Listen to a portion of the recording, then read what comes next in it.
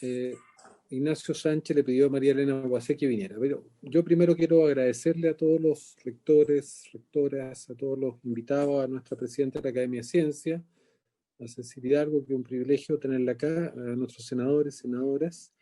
Nosotros habíamos reunido hace un tiempo atrás los rectores proponiéndole establecer una plataforma que se llama Desafíos Futuros y que la idea es justamente generar instrumentos. En ese momento lo planteó el senador Coloma, que está ahí, que tener un faro para navegar en este tiempo de incertidumbre. Yo creo que el signo más fuerte, el elemento más fuerte de identidad del siglo XXI, por lo menos de esta primera mitad del siglo XXI, es la velocidad exponencial de todos los procesos que estamos viviendo, el desarrollo de la tecnología, que está en cierta manera cuestionando, está generando un proceso de obsolescencia programada de todo el chasis institucional, de todo lo que conocemos desde la manera de educar, de las instituciones, de la democracia, y cada vez más estamos viviendo un mundo donde los seres humanos que antes programábamos la inteligencia artificial y programábamos los algoritmos, vamos a empezar a vivir un proceso donde son los algoritmos que nos empiezan a programar a nosotros.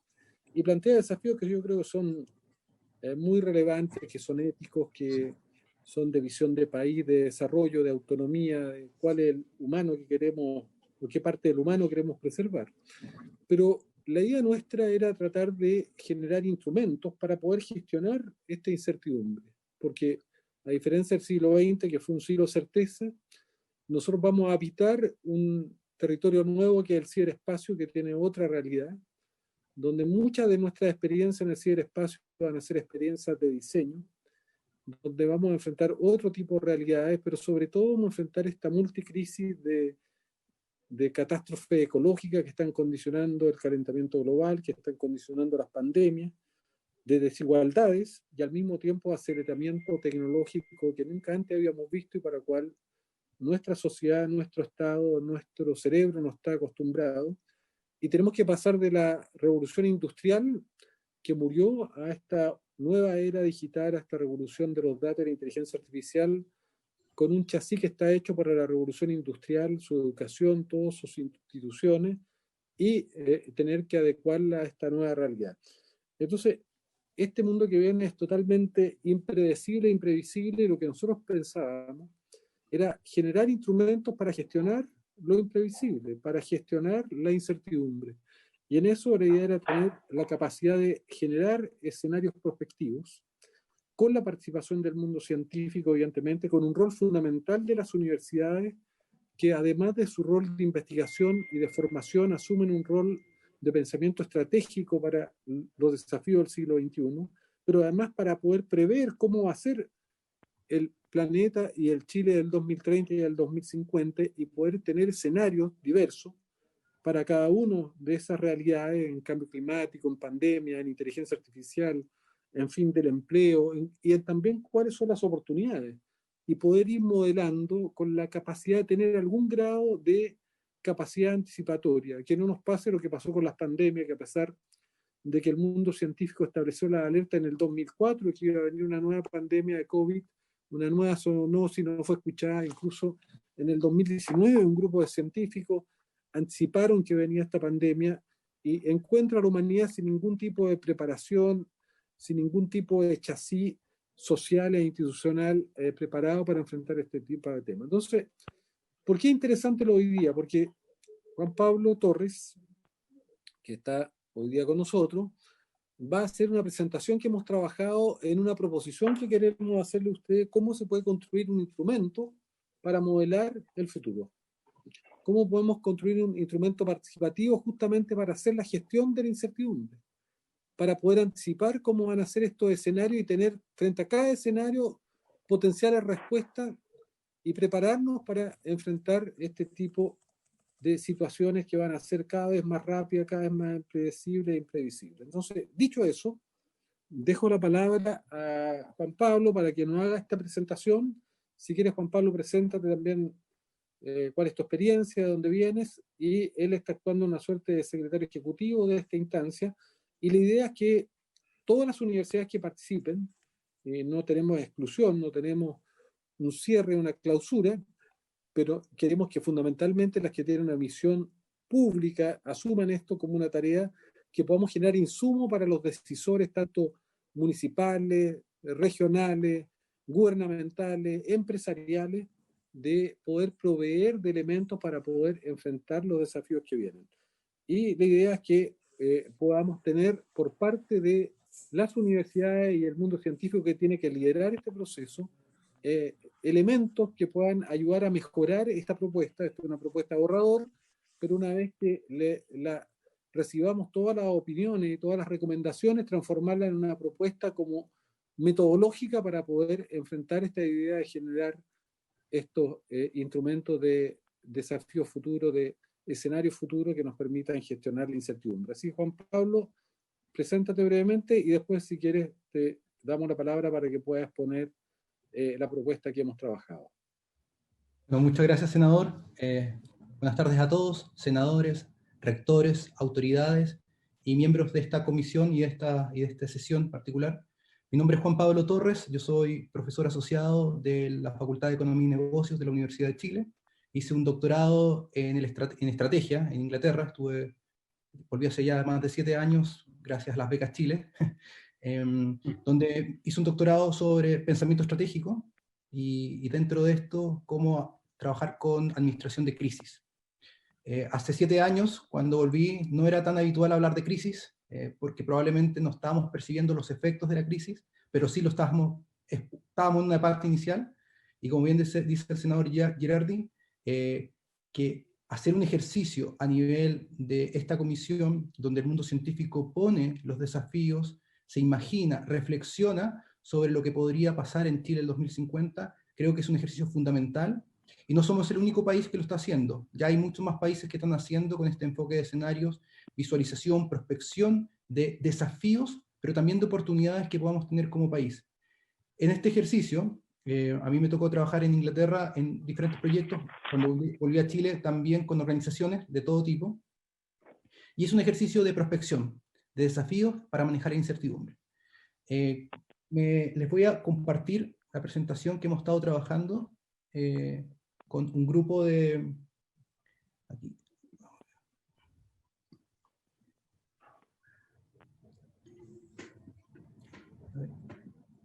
Sí, ahí parece que se ve, ¿cierto? Sí, se ve. Sí, clarísimo. Ya. Entonces, he estado trabajando, bueno, con el senador Girardi y con varias personas que han estado detrás de esta propuesta, que es un borrador, como bien dice, donde podemos poner diferentes perspectivas, apoyo a los puntos que ustedes crean, en este ejercicio de reflexión estratégica, donde vamos a tratar de pensar en el futuro, en el Chile del 2050. Yo sé que así como se ve 2050, se ve como bien osado, pero compañías como Shell realizan este ejercicio desde los años 70, pero haciendo prospección a 40 o 50 años. Un país debe hacer este tipo de ejercicio porque va a reunir, o porque debería reunir, la capacidad que tiene intelectual de todas las áreas del conocimiento, especialmente lideradas en este caso por las universidades.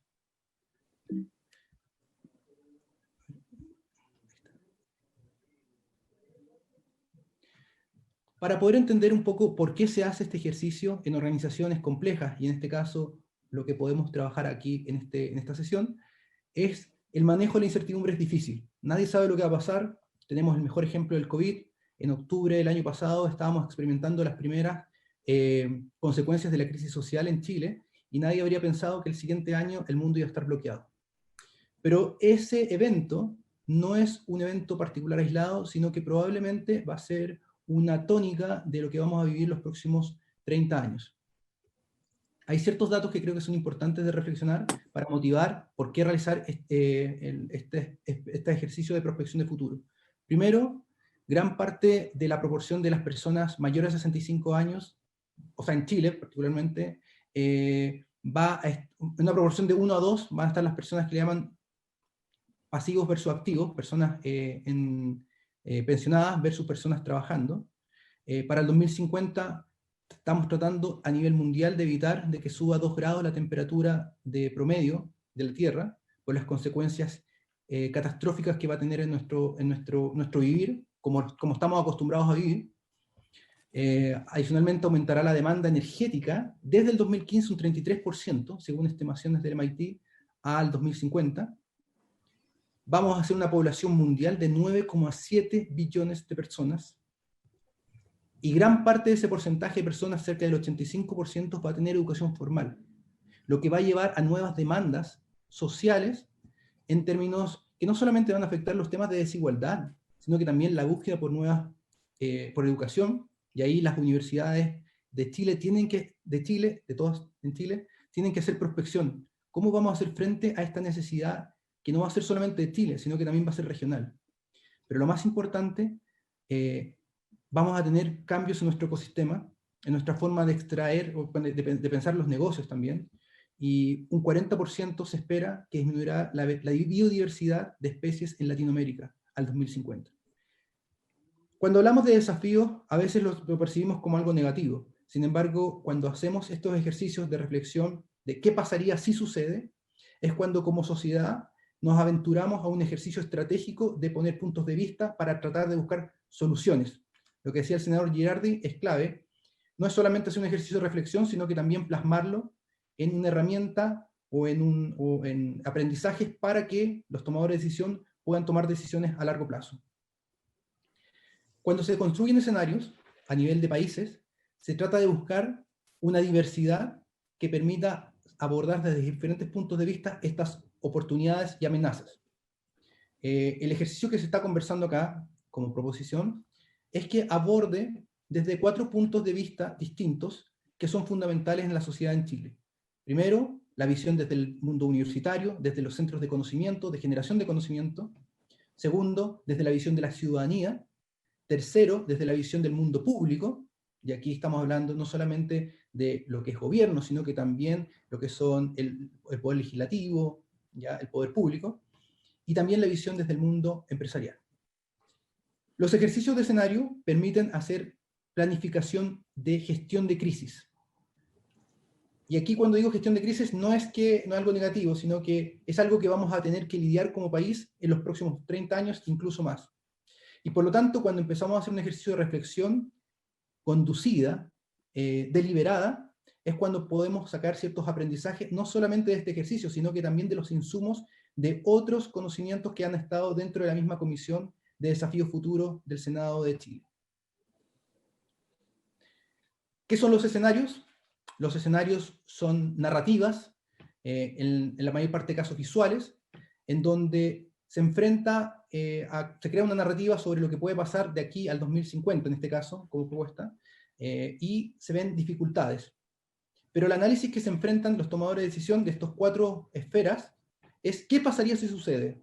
No es evitarla, sino es que saber cómo creamos una infraestructura como país para poder enfrentar estos desafíos que son creados desde las personas que están en lugares, voy a decir, de conocimiento, como los centros de tecnología, los centros de conocimiento, las universidades, que proponen lo que podría venir. Los escenarios consideran un rango plausible de futuros, no es un punto específico, sino que situaciones que podrían haber, que podrían emerger, y consideran potenciales cambios disruptivos que evolucionan de forma inesperada. El mejor ejemplo es qué hubiera pasado si este mismo ejercicio lo hubiéramos planteado en enero del año pasado. ¿Cómo nos habríamos planificado como país para enfrentar una pandemia que, como decía el senador Girardi, esto ya se viene conversando desde el 2004, incluso antes? Un tercer aspecto de los escenarios es que reconocen que las personas tienen creencias. Nadie sabe pronosticar el futuro, nadie hasta ahora, no hay un método específico, pero sí las creencias nos pueden ayudar a crear futuros. Y eso para gestionar la incertidumbre de los escenarios o de los eventos que podrían ocasionar y gestionarlos.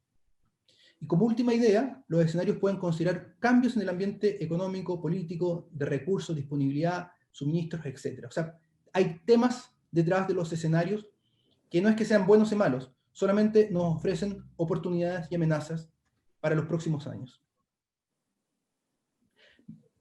La metodología de escenario planning, que es la que trabajo desde el doctorado hasta el día de hoy haciendo clases, y es un escenario de creación de narrativas donde vamos a estudiar tendencias, vamos a estudiar ciencia de lo que dicen científicos respetados, de diferentes áreas, de diferentes lugares geográficos, sobre lo que podría suceder en cada escenario en donde ellos tengan experiencia. Estos escenarios van a también tomar opiniones desde un levantamiento, especialmente de este grupo, pero consideran que los escenarios, cuando se enfrenten los tomadores de decisión de estos multiactores, universidad, público, de lo privado y de la ciudadanía, van a enfrentar estos escenarios y van a pensar cómo poder superarlos desde sus diferentes perspectivas.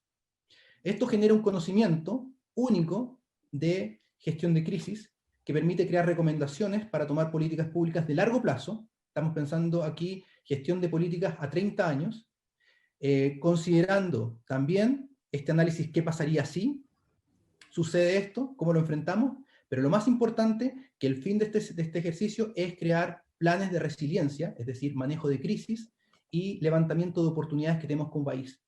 Especialmente para crear, aquí como lo puse en una visión de país, que es algo que se habla mucho, pero con este ejercicio podemos ir dando luces de esta una visión que podría ir emergiendo. Para entender los escenarios, el escenario, como les decía, es una narrativa, ¿ya? Que usualmente hay dos labores, los que crean la narrativa y los que enfrentan la narrativa. Cada narrativa tiene un flujo de historia, que lo traté de retratar en esta parte superior, que a veces es una narrativa circular en ciertos años. Hay una narrativa en el año inicio, por ejemplo, el 2020, en los próximos 5 años, 2025, 2030, y así hasta llegar al 2050. Esta narrativa no es lineal, porque la vida, el futuro es no lineal. Y lo importante es que la narrativa va creando situaciones con eventos específicos que nos detonan esta sensación de potencial crisis, ¿ya? Es una crisis simulada, obviamente. Aquí les puse un ejemplo. En el 2020 tenemos una crisis y una evolución del COVID. No hay vacuna. Pero en 5 años más podría, dado los avances tecnológicos que han presionado a la humanidad a levantar una solución a una vacuna, puede haber una emergencia de nuevas tecnologías disruptivas que nos afecten el día a día. Por ejemplo, el desarrollo de vacunas experimentales con otro tipo de tecnología. Y por eso el país empieza ya a presentar de que es necesario crear infraestructura, pero hay que mirarlo. Luego podría haber un sustituto al cobre, en un escenario ficticio, una narrativa que aquí les pongo como ejemplo. Por ejemplo, el uso comercial del grafeno. Luego una crisis hídrica, como en los últimos 100 años no se ha visto, en el 2035, que va a llevar a ciertos conflictos por uso de aguas internacionales. Van a generar tensiones con otras potencias mundiales. Hoy en día tenemos la gran tensión de la flota china en las costas de América del Sur, que no va a ser la única. Por la escasez de la población de 9,7 billones de habitantes, vamos a tener muchas más situaciones como esta de tensiones. Y lo más importante es entender cómo vamos a poder gestionar los impactos como sociedad. ¿Ya? Y aquí, en esto, hay un ejercicio creativo. Y por eso tenemos que traer las personas más creativas, pero también de ciencias que nos puedan pensar en predecir estos eventos. ¿Qué eventos podrían afectarnos como país en el futuro y que hay un grado alto de incertidumbre de cómo enfrentarlo? Acá les pongo ejemplos de temas que se han ido trabajando tanto en esta comisión como en diferentes círculos a nivel del país, de los grandes dilemas que vemos hoy en día como país. Primero, salud, vida y enfermedades. Ese sería como un tema general para hacer un escenario, donde no solamente se recoge el COVID, sino que los potenciales enfermedades que podrían ocurrir y emerger de aquí al 2050. Por otro lado, la evolución de las industrias nacionales. ¿Cómo van a evolucionar en términos de la producción limpia, el tema de manejos de recursos naturales, en temas de relaciones humanas y sociales? ¿Cómo nos vamos a interactuar nosotros en los próximos al 2050? Principalmente va a ser la interacción de nuestros hijos y nietos. ¿Cómo van a interactuar ellos? ¿Cómo nos vamos a anteponer ante un ejercicio de estas relaciones de trabajo? Hoy en día estamos tomando esta comisión de forma online, cada uno de sus casas, de diferentes rincones del país. ¿Cómo va a interactuar el sentido del humano? En lo que es cambio climático, esto es lo que más ha trabajado el mundo en temas de escenario planning. ¿Cómo nos vamos a adaptar al cambio climático que va a ser una realidad? En lo que es convivencia internacional, cómo vamos a visualizar los potenciales desafíos que vamos a vivir en la convivencia internacional, no solo con nuestros países de la región, sino que con otros países, en esta búsqueda de lo que va a pasar en 2050. Una gran población va a necesitar agua y comida, que es lo básico para sobrevivir como especie. ¿Cómo Chile, siendo un país que tiene reservas de agua, enfrenta ese tipo de desafíos? Y finalmente, un desafío que hoy en día, bueno, están viendo varios países, ¿ya? Cómo nos vamos a adaptar a la digitalización y automatización.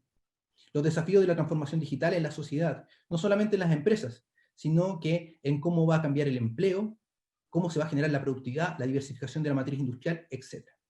Estos son temas que se podrían trabajar, y hoy en día hay un estrés fuerte por tres grandes temas. Por temas bueno, de factores que nos están afectando. En temas de salud, las enfermedades. Hoy en día se ha hablado mucho de la necesidad de tener un centro de fabricación de vacunas en Chile. Y ahí uno dice, ¿por qué se da este levantamiento? Porque es un desafío futuro como país al 2050, seguramente. ¿Cómo nos vamos a adaptar en cambio climático? ¿Cómo vamos a hacer la proyección de las ciudades en Chile al 2050? Y cómo nos va a afectar los temas de digitalización y automatización. ¿Ya? Esto es, cuando les digo de escenarios, es una propuesta de temas que se pueden estresar inicialmente para crear estos escenarios futuros. Todo proyecto de escenario planning tiene ciertos hitos, que acá quiero resumir de forma simple. Primero, hay una reunión informativa con lo que llaman multiactores, aquellos grupos de interés que van a estar enfrentando el ejercicio. Se convoca, uno de los principales actores dentro de un ejercicio son los centros de conocimiento, que son las universidades, universidades, centros técnicos, etc. Pero también están los representantes del mundo público, de los tres poderes del Estado, la Contraloría, representantes de organizaciones empresariales o grupos económicos, organizaciones ONG, organizaciones de pueblos originarios y otras organizaciones de la sociedad civil. Este ejercicio yo lo estoy también liderando en otros países. Estoy trabajando con el caso de Bolivia, de Perú, de Brasil, de México, de Colombia y de Jamaica, que también tengo una colega que está intentando desarrollar el mismo ejercicio en estos países. Porque vamos a enfrentar desafíos futuros similares en la región, y yo creo que tenemos que compartirlos con una visión común. La primera parte de esto es un trabajo de construcción de escenarios, que se hace con un grupo de expertos, en donde si se priorizan en esta comisión ciertos temas, como los que proponía, humanitarios, económicos, infraestructura nacional, etc., se van priorizando con expertos en cada tema. Pero no solamente con expertos que creen desde sus opiniones la narrativa, sino que también desde información técnica que ha levantado esta comisión. La segunda parte, después de que se crean los escenarios, es la evaluación de si realmente estos escenarios nos van a permitir pensar en el futuro. Para que cuando se crea la robustez del ejercicio, se crean los talleres multiactores, donde ahora un grupo, un representante distinto, enfrenta los escenarios. Los rectores, por ejemplo, de las universidades deberían estar en este taller multiactor, los dirigentes de organizaciones gremiales, de organizaciones ONG, etcétera, del mundo público, donde se sientan en la mesa y discuten cómo enfrentar este escenario que podría suceder. Y acá lo importante es principalmente analizar qué pasaría si sucede, cómo tú enfrentas en el momento en que estás. Finalmente, todo el levantamiento de información se recopila en aprendizajes y sugerencias de manejo de crisis para el país, pensando en los desafíos que se va a tener al 2050. De una forma muy rápida, les resumo los pasos. A mí me toca mucho trabajar en este tipo de ejercicios con organizaciones principalmente privadas, cuando hacen proyección, no solamente en Chile, sino que me ha tocado bastante en Centroamérica, de visualización de los desafíos que van a tener en los próximos años, especialmente en el mercado de capitales, pero también me ha tocado experiencia incluso como estudiantes, obviamente, pero de organizaciones de Fuerzas Armadas de otros países. Entonces, es un ejercicio que hacen más organizaciones y los pasos son como siguen. Primero se identifican los temas. Por ejemplo, están ahí los temas como ejercicio tentativo. Luego se crea un grupo heterogéneo de personas con experiencia relevante que nos van a inspirar a ir a los temas, como decir, a salir de la caja y ver lo que podría pasar disruptivamente en el Chile del 2050, bueno, de aquí al 2050. Se identifican factores dentro de cada escenario, se priorizan esos factores, y luego con esa priorización de factores se va creando una narrativa cada 5 años, esa es la propuesta con la que trabajo bastante, y luego se trata de poner de forma audiovisual, en este caso, a través de una narrativa de un video. Finalmente, se trata de trabajar haciendo un test de robustez, si esto suficientemente está bien para después lanzarlo al taller multiactor o no, y ahí se van haciendo los ajustes. Esa es la parte de construcción, donde en mi aspiración espero que podamos buscar a las mentes más creativas, a las mentes más disruptivas de la sociedad de Chile y del extranjero para crear estos escenarios. En la segunda parte, los pasos de los talleres multiactor existen diferentes enfoques. Yo lo busco con talleres que son simples, rápidos y que tienen diferentes aprendizajes específicos. Por ejemplo, una vez que uno enfrenta, ve la narrativa, ve el video completo y después va haciendo este análisis acá pongo 8 puntos de vista que son los análisis. El primer análisis es identificar iniciativas de recuperación de las crisis en este escenario desde la organización del Estado, cómo el Estado puede reorganizarse. Segundo, cómo se desarrolla infraestructura a nivel de país para enfrentar estos desafíos. Tercero, cómo se van a utilizar los recursos naturales e intelectuales planificadamente a estos desafíos.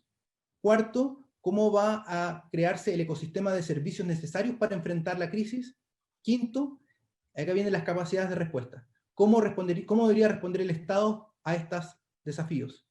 Sexto, ¿cómo debería responder la ciudadanía a estos desafíos? Séptimo, ¿cómo debería responder la industria a estos desafíos? Y finalmente, ¿cómo debería responder los centros de conocimiento, en este caso las universidades, frente a estas crisis?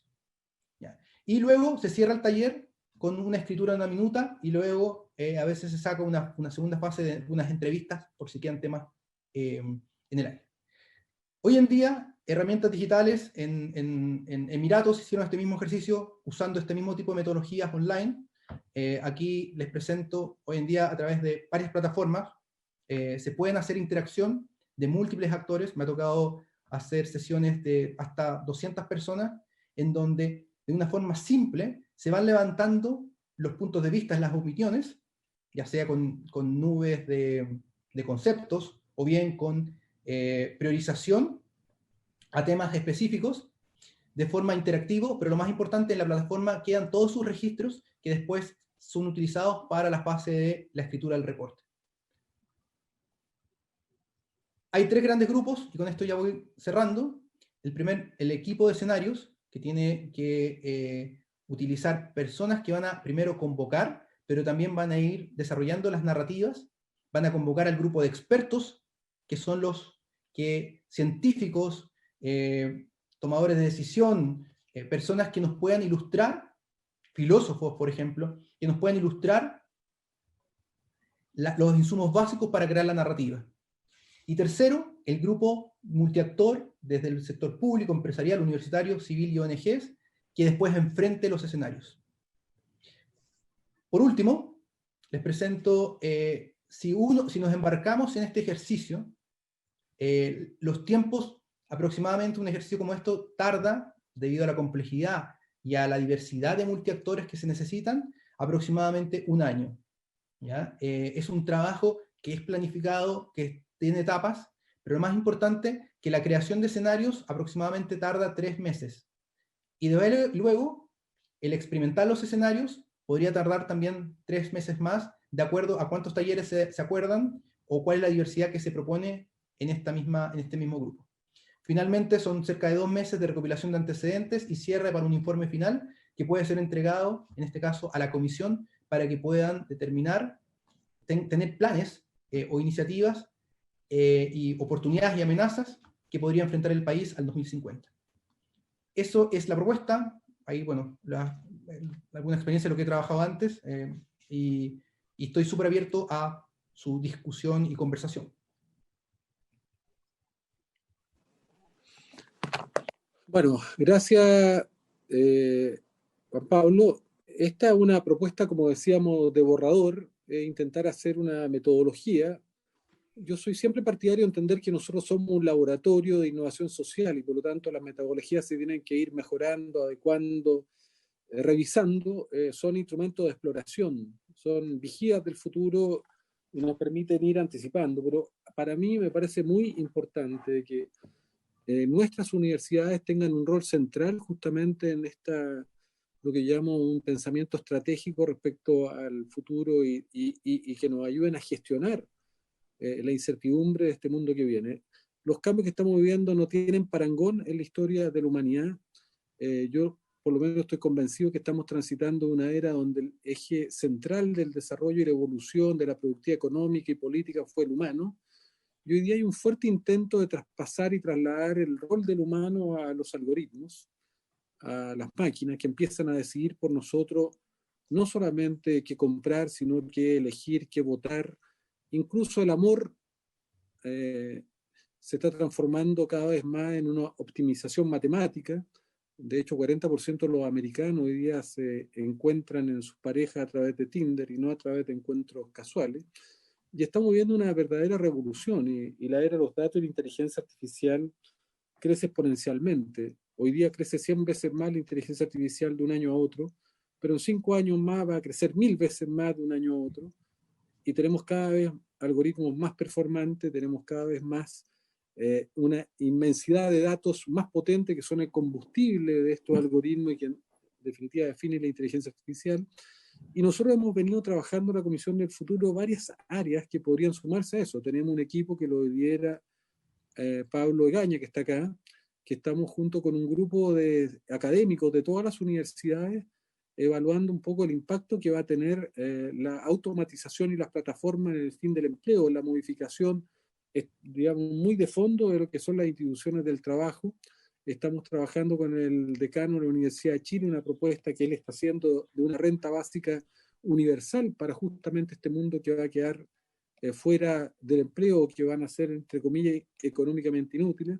Estamos trabajando en la comisión con un grupo muy grande de expertos en inteligencia artificial sobre temas de una sociedad digital, un estado digital, porque tenemos un estado analógico que tiene que gestionar una sociedad digital, que tiene que gestionar un mundo que está transcurriendo en el ciberespacio y por lo tanto hay una desincronía, un desacoplamiento entre lo que son las instituciones y los procesos en que está transcurriendo nuestra humanidad, los procesos económicos, políticos, sociales y culturales.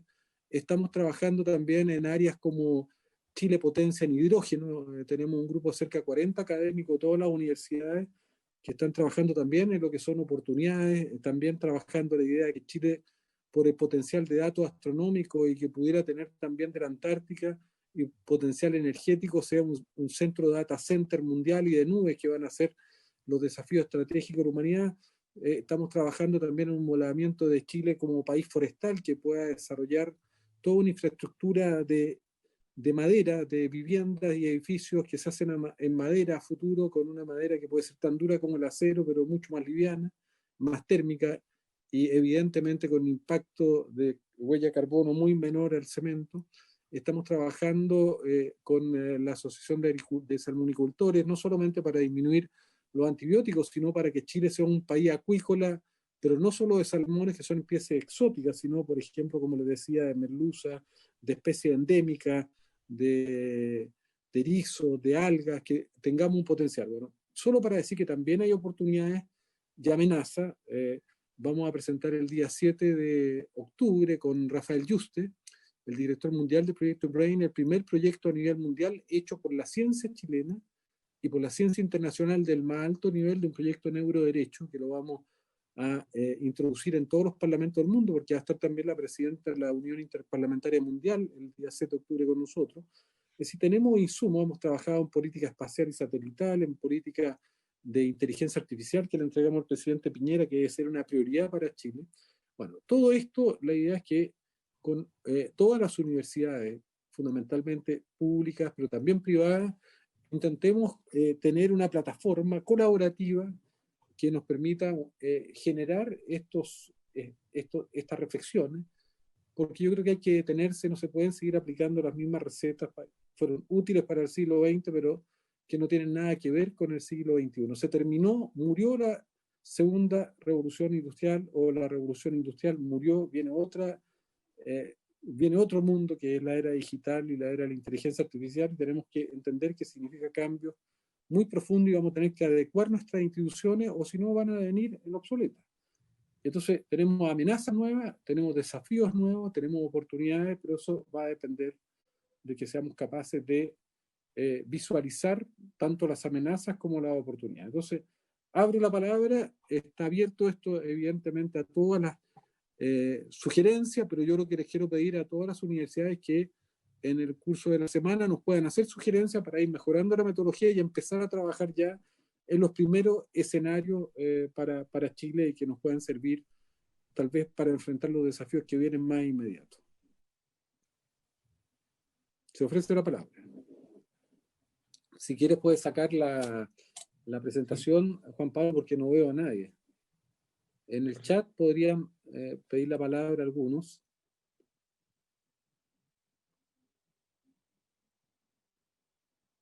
No sé, yo sugiero que pidan la palabra nomás. Presidente. Juan Francisco.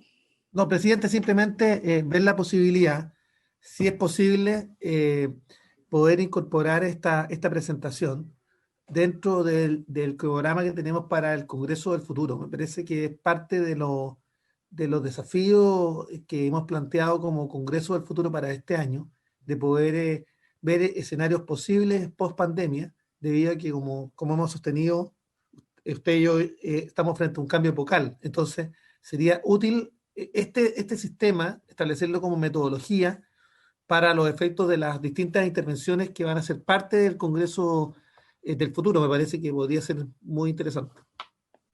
Bueno, había una primera palabra que está pidiendo Emilio, ¿puede ser? Sí. Emilio Gracias. Rodríguez. Sí, Emilio Rodríguez. Sí, muchas gracias. Buenas tardes a todas, a todos. Un gusto verlas. Quiero preguntarle a Juan Pablo, hacerle más bien una consulta a Juan Pablo, más que un comentario, y es ¿cómo dialoga esta construcción de escenarios de futuro? ¿Cierto? Que es una lógica que se usó también, por ejemplo, del mundo, y se usa, pero se usó muy fuertemente del mundo de las organizaciones en la década de los 60, y surge la ecología de las organizaciones, la nueva economía industrial, la economía industrial, etcétera, tratando de predecir el futuro para determinar el mejor comportamiento estratégico y lograr los mayores niveles o los mejores resultados. Pues bien, ¿cómo esto conversa o pudiera dialogar con la visión, por ejemplo, de los recursos y de las capacidades, que también viene del mundo de las organizaciones en términos de que efectivamente las oportunidades y las amenazas son realmente muy fundamentales porque permiten visualizar escenarios futuros. Pero en realidad la forma de enfrentar esas oportunidades y amenazas va a depender de las fortalezas y de las debilidades que tengamos, de los recursos y capacidades que dispongamos también, que se pueden construir en algunos casos, pero que en otros casos son mucho más difíciles de construir. Entonces, por ejemplo, ¿cómo dialoga con realidades como las que estamos viviendo una población adulta que en el último informe de la OCDE muestra que el 48% de las personas no comprende lo que lee? El 61 o 62% no sabe hacer cálculos de matemática elemental, ¿no? Y bueno, podemos agregar una serie de otros elementos, pero simplemente para preguntarle a Juan Pablo cómo dialoga o en qué momento dialogan esta construcción de escenarios de oportunidades y amenazas con los recursos y las capacidades, con las fortalezas y debilidades, porque naturalmente los escenarios pueden ser incluso los mismos para diferentes países, pero los recursos y las capacidades son diferentes, las fortalezas y las debilidades son diferentes y en consecuencia también las acciones que se puedan emprender en uno u otro lugar son distintas. Entonces, ese diálogo no sé cómo está planteado en el modelo o si es una fase posterior, más bien esa consulta es la que quería hacer. Muchas gracias, Emilio, por tu pregunta. para esclarecer esto, cuando uno hace un ejercicio de escenarios, lo importante es lo que llama el ejercicio de visionamiento. No sé si existe esa palabra en español, pero en inglés le dicen visioning. Esto primero de tener un instrumento o una forma de representar el futuro sin querer predecirlo. En esto acá no estamos tratando de predecir, estamos tratando de preparar a las personas que toman decisiones hoy sobre cómo podrían enfrentar los desafíos y qué desafíos pueden ocurrir. Frente a la segunda parte de la pregunta de Emilio, es cómo esto convive con la teoría, con lo que es recursos y capacidades de un país cuando se gestiona. Esa es una etapa posterior, ¿ya? Primero se visualizan los desafíos, las oportunidades y amenazas con este enfoque, después se proponen formas de enfrentar en estos 8 niveles que yo proponía, que tienen que ver con un instrumento de manejo de crisis de país, que es de las Naciones Unidas. Tiene esas dimensiones para enfocarse. Pero adicionalmente, cuando después se empiezan a aterrizar en planes, es ahí donde empieza uno a preguntarse, bueno, ¿en qué tenemos fortalezas, en qué tenemos abundancia de esos recursos para enfrentar esos desafíos, en dónde tenemos falencias, debilidades? Ya. En el informe, primero, uno visualiza los escenarios, las oportunidades y amenazas, y cuando en el taller multiactor, ahí es donde uno primero visualiza planes para enfrentar esto. No directamente recursos y capacidades, sino que eso vendría una etapa posterior, cuando ya uno dice, ok, sabemos que va a estar un desafío. Voy a poner un ejemplo. Tenemos una vulnerabilidad en el desarrollo de vacunas, por ejemplo. ¿Ya? Sale del taller multiactor, es necesario crear un centro de fabricación de vacunas. Perfecto. Y ahí viene la pregunta que dice Emilio. Ok, ¿con qué recursos? ¿Cómo el Estado, o decir, el país, piensa sus recursos, no solamente pensando en los centros de conocimiento que tiene, en este caso de las universidades que hay en Chile, sino que también desde dónde va a sacar los recursos, si es necesario, es prioritario, ¿ya? Y esa discusión se va dando a nivel de políticas públicas, de toma de decisiones, pero con información de datos que emergen de los escenarios, que son datos que vienen de lo científico. Pero siempre y cuando, o sea, quiero ser bien presente que este ejercicio no es para visualizar, no es para predecir el futuro, sino para prepararnos. Y un instrumento de manejo de crisis, o sea, de cómo gestionar las crisis. Esa es como mi respuesta. No sé si Emilio te respondo directamente. Muchas gracias, muy completo, muchas gracias. Cristian Smith. Que se presenten y digan de dónde vienen también para que sepamos. Sí, muchas gracias, senador. Cristian Schmidt, becado de la Universidad Católica de Concepción. Saludo a los senadores y a los colegas rectores, vicerrectores y representantes, así como al expósito Juan Pablo Torres. Una consulta y una sugerencia. ¿Cómo esta prospección de escenarios futuros se genera con respecto a la estrategia vigente? Sabemos que en el país, por ejemplo, tenemos una estrategia de desarrollo de ciencia y tecnología que emana del Consejo Nacional de Innovación para el Desarrollo. ¿Y en qué manera, luego de prospectar el futuro, esto se plasma en una nueva estrategia o modifica la estrategia actual? Eso es una consulta. Y en ese mismo contexto, creo que como las causas de incertidumbre y las múltiples visiones que pueden darse son globales, creo que no podemos limitarnos solamente a Chile. Y tú mismo presentaste que tienes redes científicas y de colaboración a nivel latinoamericano, centroamericano, etc.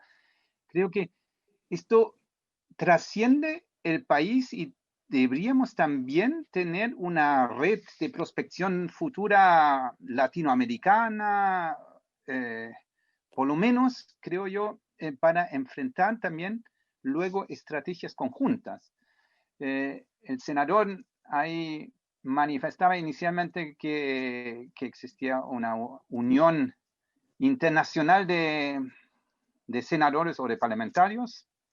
Y creo que este es un tema para conversarlo también en ese plano y hacer causa común y a la hora de enfrentar estas incertidumbres con planes comunes. Muchas gracias. Bueno, primero, Cristian, justamente yo creo que no hay una estrategia nacional de desarrollo, o por lo menos no es conocida, o por lo menos no ha sido hecha en forma participativa. Yo no sé si todas las universidades y todos los territorios y las regiones han elaborado lo que uno llama la vocación de uso de su territorio. Ya han elaborado estrategia, cuál es la educación que requiere, por ejemplo, la Patagonia versus la educación que requiere Atacama, o la institucionalidad que requieren los recursos, o la formación de capital humano. ¿Cuáles son de verdad la apuesta que tiene que hacer Chile estratégica en el siglo XXI? Yo creo que no existe eso. Y yo creo que lo que hay hoy día puede servir de insumo a una discusión mayor, y justamente lo que necesitamos es un proyecto país, y un proyecto país que se inserta en una reflexión global. Yo estoy de acuerdo contigo que el futuro es un futuro que va a desenvolverse en un nuevo territorio, que no es el territorio Estado Nacional, que es el ciberespacio. Exactamente. Y ese territorio es un nuevo país donde vamos a habitar, y que lamentablemente está en gran parte privatizado, porque Internet está privatizado por las grandes plataformas, está colonizado, y hay que recuperar ese territorio al servicio de la humanidad. Y yo creo que hay que construir alianzas, pero también nosotros, la red del Congreso del Futuro, han pasado cerca de 700 los más importantes intelectuales y científicos del planeta, y tenemos una red, así como lo estamos haciendo con Rafael Yuste. Tenemos redes con otras universidades, con la Universidad de Harvard, con la London School. Muchas de las universidades que están acá tienen redes a su vez con científicos y académicos de todo el mundo. Yo creo que no podemos hacer una reflexión local, tenemos que incorporar evidentemente el conocimiento, la experiencia, la visión de científicos y científicas y académicas chilenas, pero sobre todo también ser capaces de entender que tenemos que hacerlo esto con aportes de personas que pueden estar distantes, pero que ya a través de justamente de las ventajas que nos hable la era digital, que da lo mismo donde estén. Pero yo creo que esa es la idea de que en cada uno de estos escenarios no solo participen chilenos y chilenas, que sean participantes fundamentales, pero podemos incorporar. De hecho, cuando estamos trabajando en política de hidrógeno, hace una semana atrás teníamos 5 de los expertos más importantes de Estados Unidos que estaban desde California participando con nosotros. O sea, hoy día eso no constituye un tema problemático. Muy de acuerdo. Gracias. Tiene la palabra Sandra. ¿Sandra está? Sí, acá. Buenas tardes, Sandra Ríos de la Universidad de los Lagos. Bueno, felicitar primero a Juan Pablo Torres por el ejercicio. No es fácil explicar el tema prospectivo, y su capacidad de explicarlo de manera fácil, esto genial, así que felicitaciones por eso. Me parece súper interesante el ejercicio de prospección para manejar la incertidumbre, más en este momento. Veo que en general la prospectiva tiene distintos deseables. Y yo he identificado 2 que explicaste bien, Juan Pablo. Uno es una prospectiva participativa, que al parecer está garantizada por la metodología que nos explicaste. Una perspectiva estratégica, viendo desde el todo hacia las partes y viceversa, pero lo que echo de menos, y ahí lo articulo con un poco el calendario que propusiste, donde ahí puedo ver algunos componentes más específicos. Me falta el tema territorial. Las regiones, ¿no? Región de los lagos. Y haciendo alusión también a lo que decía el senador Girardi, que hablaba de los territorios, ¿no?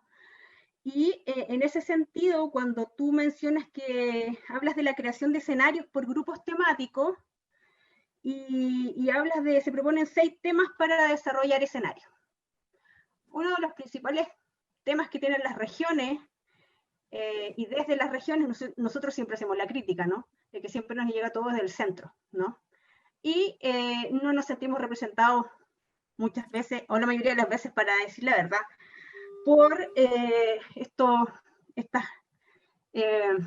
muchas veces soluciones mágicas que aparecen debajo de un sombrero. Entonces, ¿cómo ves que esta perspectiva o cómo garantizas que esta metodología que tú nos estás proponiendo recoja el componente territorial, más con un Ministerio de Ciencia que hoy está trabajando, tiene una orientación por macrozona, ¿no? ¿Cómo asegurarías desde el punto de vista de la metodología el tema territorial?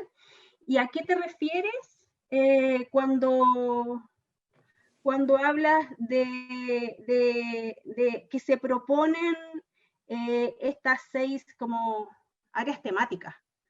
¿Quién define esas áreas temáticas, etcétera? Me gustaría conocer. Gracias, Sandra. Mira, primero que todo, la metodología que propuesta sí asegura los temas territoriales porque como es una metodología online, cuando se propone que sea multiactor, no solamente establece que sean de estos 4 ambientes, sino que también que recojan toda la diversidad de un país que es largo como Chile. Desde Arica hasta Tierra del Fuego. Y hoy en día se puede hacer este tipo de ejercicio de participación. A mí me tocó hacer un ejercicio que tenía temas similares en la Universidad de los Lagos en el 2015, cuando hicimos una intervención territorial con temas de innovación social. Y se podía hacer, incluso unimos áreas de Palena, en una escuelita en Palena. Entonces, hoy en día es posible incorporar la diversidad geográfica. Cuando hablo de temas, son temas que se han ido discutiendo, que se pueden conversar, se pueden crear nuevos temas, en eso no hay ningún problema. Son temas que empezamos a conversar con un grupo previo, de acuerdo a los temas que ha ido conversando la misma comisión en sus investigaciones previas. Pero por supuesto que también se puede dar paso a nuevas aristas, ¿ya? Así que hoy en día, te voy a poner un ejemplo, el ejercicio que se hizo, bueno, que han hecho en diferentes países este ejercicio, y no solamente convocan desde todos los territorios del país, sino que también a expertos internacionales, porque hoy en día se puede hacer a través de estas sesiones online. Y con respecto a lo que dice Sandra, y también respondo una de las dudas que decía María José Escobar, la gracia de estos ejercicios que se realizan a 20 o 30 años es que no dependen del periodo específico, porque dice de los periodos presidenciales de 4 años, sino que es un ejercicio que como sociedad establecemos, independiente de quién en este momento está en el gobierno. Y por eso la parte de participación es fundamental. Pero lo más importante, y les pongo como ejemplo, en lo privado también pasa lo mismo. Y me dicen lo mismo, las gerencias tienen una rotación de 4 o 5 años, entonces cuando se plantean ejercicios a 20 años me dicen, yo en 20 años no voy a estar acá como gerente, como dueño de la empresa a lo mejor me voy a morir. Pero es importante hacer esta prospección por el desarrollo futuro de la organización, y en este caso, del país. Así que en eso no te preocupes, Sandra, que lo importante es tener diversidad. Y en eso podemos conversarlo en este comité de cómo vamos a llegar a esa diversidad, que no solamente en el proyecto que inicialmente se propuso, en Colombia me decían, se necesita considerar en Perú y Colombia y Bolivia, grupos de áreas étnicas distintas, porque ahí también hay una diversidad. Y esa es una de las dificultades, pero también de los desafíos y de lo bonito que es este enfoque. ¿Ya? Con respecto al tema de los tiempos, ¿ya? Es un ejercicio que considera recursos, y aquí yo creo que es una invitación, ¿ya? Para convocar expertos necesitamos personas que también puedan ayudarnos a convocar y organizar estos eventos. Y ahí también podría ser un evento para que estudiantes de todas las universidades a lo largo de Chile puedan poner 1 estudiante o 2 para poder ir ayudando a convocar este grupo que organice, porque se necesita mucha infraestructura. Si queremos hacer un ejercicio en serio como país, necesitamos personas. Y les aseguro que los estudiantes son las personas que están dispuestas a trabajar por un desafío que estamos hablando a 30 años. Entonces, yo creo que ahí podemos incluso levantar las necesidades de los que van a vivir las problemáticas de los próximos 30 años, gran parte, que son nuestros estudiantes, incluso de diferentes partes del territorio. Así que eso es lo que creo que podemos enfrentar o podemos hacer. Gracias. Yo agregaría que nosotros tenemos oportunidades y amenazas, y nosotros no podemos vivir sin tecnología, sin ciencia, y esta civilización que vamos a empezar a vivir, de la tecnología, va a ser el principal elemento vertebrador del futuro, y tiene oportunidades y tiene problemas, como por ejemplo la sustitución y el fin del empleo, y cómo vamos a enfrentar cambios que son muy profundos, que son a la esencia del sentido de vida de los seres humanos, por ejemplo en el tema del trabajo. Pero también yo diría que las oportunidades de Chile están en los territorios. Y evidentemente cada territorio y cada oportunidad no se puede tratar de manera uniforme como si fueran las mismas, son totalmente distintas. Y yo creo que justamente entender que cada territorio tiene una vocación implica que esa vocación tiene que estar acompañada de una reflexión específica y propia para esos territorios. O si no, se mutila, se mata el potencial justamente que tiene eso. Entonces, la idea es incorporar de todas maneras los criterios de todo tipo, y entre ellos, para mí, los criterios regionales de territorio son fundamentales, pero también hay desafíos de cómo pensar la ciudad para el siglo XXI, cómo pensar la ciudad para el 2030. Vamos a tener el 29% de personas adultas mayores en el 2030. ¿Qué significa una ciudad para una era que tiene que prevenir las pandemias, donde la gente tiene que vivir donde trabaja, donde tienen que haber áreas verdes dentro de la ciudad, donde tienen que haber mejores veredas, más preocupación por la vereda que por los hoyos en las calles, que hoy día hay más preocupación de los autos, de que las personas que transitan por la vereda, etcétera, etcétera. Entonces, implica una reflexión ecosistémica. Este es un ecosistema que tenemos que abordar, no en forma compartimentalizada. Tiene la palabra Franklin Valdebenito. Buenas tardes, muy buenas tardes a todas y a todos. Mi nombre es Franklin Valdebenito, director de innovación de la Universidad de la Frontera. Estoy aquí acompañando al doctor Eduardo Hebel, que también está presente.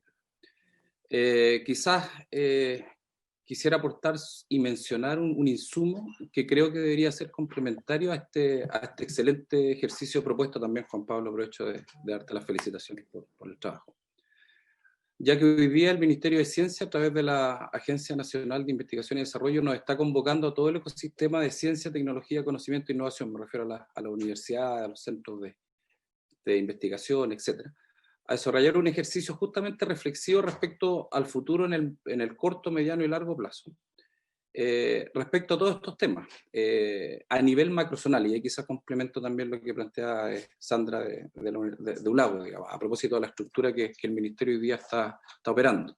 Y me refiero a los nodos para la aceleración del impacto territorial de ciencia, tecnología, conocimiento e innovación, que finalmente estamos todas las macrozonas trabajando en eso, y se van a armar consorcios, y en cada una de las macrozonas va a salir una estrategia finalmente, y una hoja de ruta en el largo plazo. Entonces, finalmente el comentario era que creo interesante incorporar, Juan Pablo, ese trabajo que se va a hacer durante los próximos 2 años, y vamos a estar probablemente muchos los de aquí convocados a reflexionar ahí. Entonces yo creo que es interesante que eso sea complementario y aporte.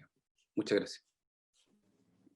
Gracias, Franklin. Está Andrés Mancilla. Sí, muchas gracias. Felicitaciones por esta tremenda iniciativa y también por el trabajo de Juan Pablo, que me gustaría conversar después con él. Desde Punta Arenas, un saludo del rector Juan Ollarzo a todos los senadores, en especial a nuestra senadora Carolina Goich, y plantear también otros desafíos que no están, pero yo creo que hay que mencionarlos, que el gran desafío de todo yo creo que es la integración y la descentralización, que tiene que transversalizar, ¿cierto?, cualquier ejercicio que nosotros hagamos. Y dentro de la descentralización, el patrimonio que significan los laboratorios naturales, en específico me voy a referir al laboratorio natural que representa la ecorregión subantártica y antártica, para la producción, por ejemplo, de alimentos. La soberanía alimentaria yo creo que es un tremendo desafío, y nosotros lo podemos hacer, sobre todo de regiones donde existe un impacto antrópico tan bajo.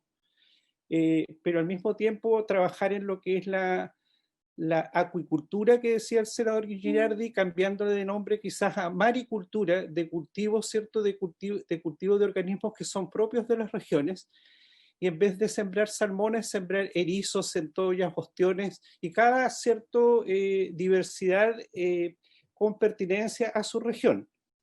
también la parte energética. Ayer veíamos, ¿cierto?, con alegría desde Magallanes las oportunidades que se abren para la región con el hidrógeno verde y su transporte hacia Europa directamente desde Magallanes. Son tremendas oportunidades, no solamente para Magallanes, sino que para lograr el desarrollo, ¿cierto?, que es tan esquivo para nuestro país. Y yo creo que ocurre exactamente porque no vemos el fondo y no vemos todo lo que tenemos, no nos vemos todos, todo lo que significa las reservas de agua, el almacenamiento de datos ahora con la fibra óptica austral, en la macro zona austral, ¿cierto?, que significa Aysén y Magallanes, tenemos todas esas condiciones antisísmicas, bajas temperaturas, todo lo que se necesita en estos momentos y que los mismos laboratorios naturales representan tremendos intereses a nivel planetario. O sea, nosotros, ¿qué estamos haciendo que nosotros no invertimos, ¿cierto?, en estas partes que son tan estratégicas? Más que pensar solamente en la Universidad de Magallanes. Obviamente me refiero, ¿cierto?, desde ahí porque conozco la región y sé de todas sus potencialidades. Pero todo pasa por sacarnos, corrernos el velo, ¿cierto?, integrarnos, descentralizar y generar alianzas, porque Harvard, claro, es súper, pero también tenemos grandes países como por ejemplo Brasil, que en ciencia y tecnología lo hacen brillantemente y lo tenemos al lado. Yo creo que están al lado, están cerca, son tremendamente generosos y yo creo que son un buen ejemplo también de integrar. No me alargo más, un abrazo a todos. Gracias. Está el rector Silva. Eduardo. Sí, muchas gracias, Juan Pablo. Me ayudó mucho cuando dijiste que aquí no se trata de predecir, no se trata de moldear, sino tratar de ver, de mirar en un futuro que es bastante incierto. A mí a veces me preocupa que no hayamos aprendido la lección de que la modernidad ilustrada ya pasó. Entonces, esta capacidad de que la historia la moldeamos y la podemos construir, bueno, Guido insiste mucho en que hay tantas amenazas como oportunidades, pero ojo con reemplazar el ferrocarril de los tiempos ilustrados con la inteligencia artificial o con la era digital, con cualquier cosa que nos insinúe la ilusión de que el futuro puede ser proyectado. La verdad que la primacía del futuro, la verdad que desapareció. Lo que tenemos es una especie de presente incierto. El trecho de mirada es corta, me preocupan los 2050, o sea, ser un poquito más consciente de que se nubló, de que no es evidente mirar. Benjamin, el ángel de la historia, avanza hacia el futuro de espalda, tratando de desentrañar lo que queda. Bueno, entonces, no quiero ser tremendista, pero no vaya a ser cosa que se nos cuele la modernidad ilustrada, no ahora con ferrocarriles, sino con inteligencias artificiales. Tener mucha conciencia que los escenarios que queremos mirar son borrosos, hay mucha niebla, no sabemos mucho, entonces son hipótesis. Las expectativas están disminuidas, lo que no significa la inactividad, ¿no? Pero es menos maniable que lo que creíamos, y que es la tentación de los ilustrados, ¿no? Pero muchas gracias por tu sugerencia. Oye, un comentario a Petaco. Yo creo que es muy distinto el ferrocarril a la inteligencia artificial, porque la inteligencia artificial lo que busca es sustituir al humano. Y yo, que soy un ateo, me voy a poner al lado suyo. Yo quiero que exista el deseo de un Dios y que no lo sustituya la inteligencia artificial. Porque la inteligencia artificial puede sustituir a Dios, puede sustituir al humano. Hay un poshumano que está en disputa. Si tú escuchas a Silicon Valley y a sus líderes más importantes, que son los más poderosos del planeta, a Peter Thiel, que fue dueño de PayPal, que es el más influyente hoy día, o a Ray Kurzweil, que es el fundador de la Singularity University, la obsesión de ellos es sustituir al humano. El humano cumplió su ciclo, el humano es un algoritmo defectuoso, y por eso que hay que usar la optimización algorítmica y matemática para mejorar su relación con las parejas, para que elijan bien, para que sepan por quién votar, qué producto comprar. O sea, aquí hay una sustitución muy, muy de fondo, y además yo comento siempre que hay dos religiones, una se llama Terracén y la otra The Way of the Future, que están creadas por estos mismos grandes jerarcas de las plataformas de Silicon Valley, y uno se llama Anthony Lewandowski, que son religiones que dicen, mire, hasta la religión católica, islámica, todas son anacrónicas, deben ser disruptadas porque hicieron una promesa que no son capaces de cumplir, y nosotros con la tecnología vamos a ofrecer la inmortalidad, vamos a ofrecer la inteligencia aumentada, tratar el cáncer. O sea, ahí yo me pongo al lado suyo, en el sentido de rescatar lo humano. No es lo mismo. El tren nunca amenazó la existencia de Homo sapiens. Entonces creo que estamos hablando de otra envergadura de proceso que yo creo que sería bueno que en algún momento se comenzara a discutir. Está Patricio Sangüesa. Bueno, un saludo a cada uno de ustedes, muy cordial. Felicitar a Juan Pablo Torres por su trabajo y por su exposición, al senador Girardi, por impulsar todo este tema en la Comisión de Desarrollo Futuro, porque no son muchos los que están reflexionando tanto sobre el futuro. Yo creo que esta es una instancia que ha dado muestra, digamos, de mucha seriedad, mucho rigor, trayendo las inteligencias mundiales a pensar también junto a nosotros sobre los desafíos que nos presenta el futuro. La verdad es que la mirada al año 50 es una mirada corta todavía. O sea, la verdad es que la mirada debiera ser bastante más larga, porque para prepararse como país para enfrentar ese futuro se requieren también algunas cuestiones previas, sin perjuicio de aprovechar las capacidades que existen en Chile, y sobre todo capacidades intelectuales que existen en Chile. Pero yo creo que el gran problema, el gran dilema, que no lo tenemos solo nosotros, sino lo han tenido otros países, es el tema de la educación.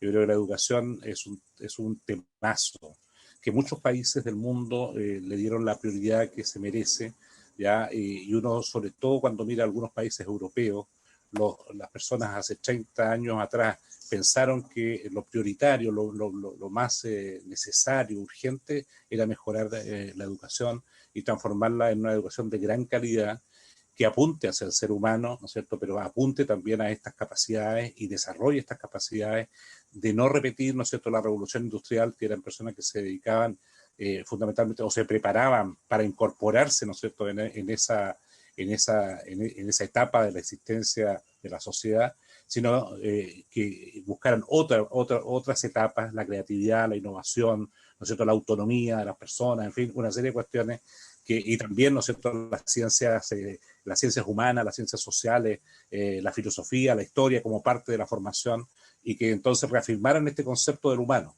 ¿ya? Y en un mundo cambiante, por supuesto, en un mundo de una persona que es capaz de resolver problemas en un mundo cambiante, no es un mundo repetitivo, ¿no es cierto?, que venía, sino en un mundo cambiante. Entonces, ponerse en esos escenarios, en la transformación educativa en Chile, es una proyección de muy largo plazo. Y cuando digo muy largo plazo, yo ponía ayer en otra reunión el ejemplo de que si un chiquillo hoy día, este año 2021, dice que va a estudiar una pedagogía, va a ingresar por ahí por el año 2025, 2026, va a hacer clases hasta como el año 2065, 2070, y la última persona que él forme va a vivir hasta el 2120. Entonces, esta es la proyección que uno tiene que mirar, digamos, cuando construye un país a largo plazo, porque los intereses, yo me voy a morir mucho antes de conocer eso, pero sentar esas bases creo que es súper, súper importante, ¿ya? Y preocuparse de eso, porque creo que la gente tiene que prepararse mejor para este proceso de cambio, en donde obviamente lo que dice Eduardo y se ha dicho acá, no sea la inteligencia artificial que lo determine todo, sino que el ser humano siga siendo una persona que crea su propio destino y no es tan determinado no es tan determinado por la inteligencia artificial que le va a vender, que le va a decir por quién tiene que votar, por qué es lo que tiene que optar. En fin, hoy día eso es posible y ya se ha visto cómo, ¿no es cierto?, algunas elecciones presidenciales se han determinado justamente por los gustos, supuestos gustos que las personas tienen o los gustos que les crean. Entonces el ser humano termina siendo un producto finalmente, más que, ¿no es cierto?, sirviéndose de todas estas tecnologías. Y la segunda cuestión tiene que ver con la ciencia y la tecnología. Yo recuerdo, por ejemplo, cuando fue la crisis subprime, que afectó muchísimo en la economía de las grandes potencias, Estados Unidos y Europa, y lo recordaba el otro día Ennio Vivaldi, la prioridad que fijaron en esos países, y Obama estaba, ¿no es cierto?, y dice Obama, lo único que no puede bajar es la inversión en ciencia y tecnología, y en Europa exactamente lo mismo. O sea, lo único que no puede bajar es la inversión en ciencia y tecnología, porque es ahí donde está el futuro. Y resulta que nosotros en eso hemos sido bastante, diríamos, no sé, poco visionarios, o simplemente no nos interesa. Y esa preocupación de simplemente no nos interesa invertir el 0,48 o casi un 0,4% en ciencia y tecnología en Chile del producto es una miseria, es una miseria.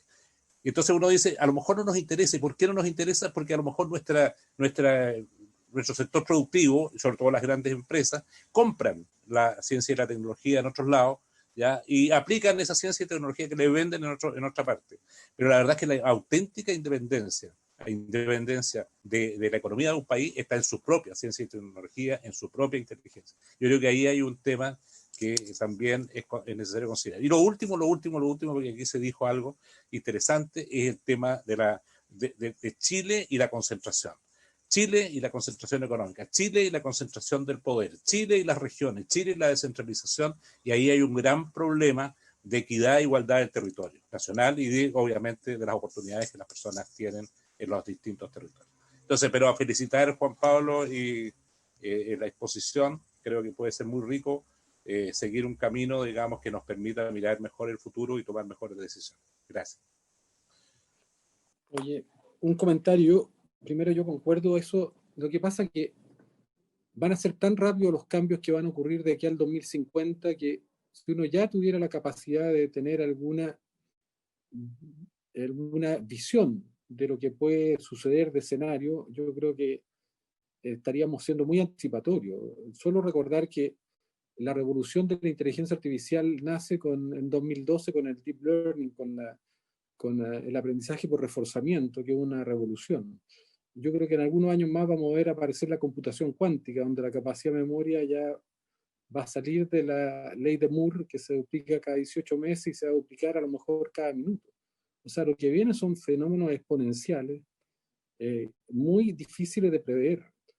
Si la inteligencia artificial va a ser lo que va a gobernar el futuro y lo que va a ser el factor determinante, y esta crece exponencialmente, es muy difícil saber cuáles van a ser las fronteras, y por eso que de repente es interesante poner la reflexión que está haciendo Nick Bostrom de la posibilidad de que haya una inteligencia artificial que se pueda autoprogramar, o lo que piensan esta teoría de los sistemas integrados de información, como Giulio Tononi, que plantean que pueden emerger niveles de conciencia en estos sistemas neuronales artificiales, que yo creo que es muy interesante. Giulio lo tuvimos acá en Chile hace un tiempo atrás.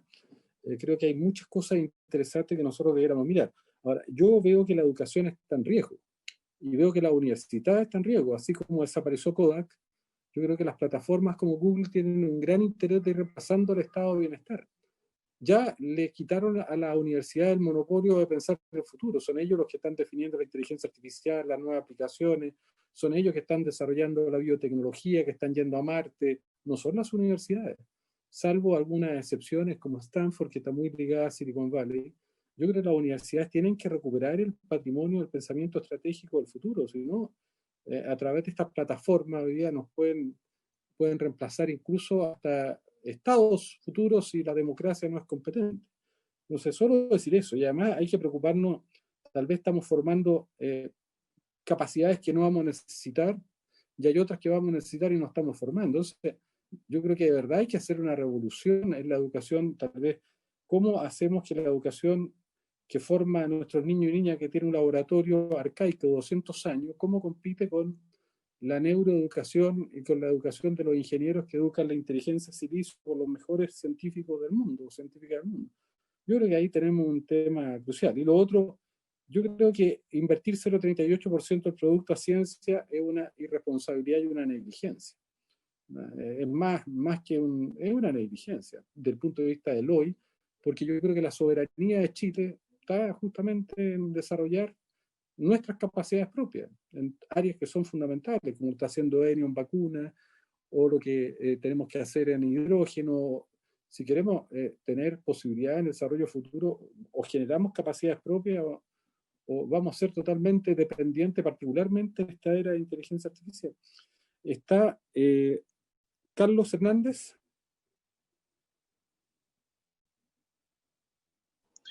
Hola, ¿qué tal? Bueno, yo soy Carlos Hernández de la Universidad Andrés Bello y también soy presidente de la Sociedad Chilena de Ciencia de la Computación. Primero que nada, una observación y luego una pregunta al presentador. Bueno, quiero complementar a Guido en sus comentarios sobre la inteligencia artificial.